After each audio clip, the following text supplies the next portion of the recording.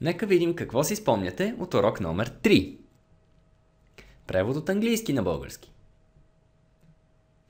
What is your job? What's your job? Каква е твоята професия? I'm a doctor.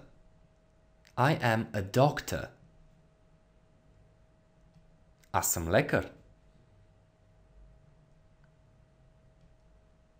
Can I help you? Can I help you? Мога ли да ви помогна?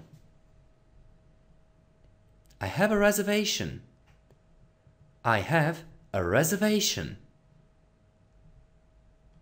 Имам резервация. How do you spell that? How do you spell that? Как произнасяте това буква по буква? Сега от български на английски. Каква е твоята професия? What's your job? Аз съм счетоводител. I'm an accountant. Мога ли да ви помогна? Can I help you? Как казвате фамилията си буква по буква?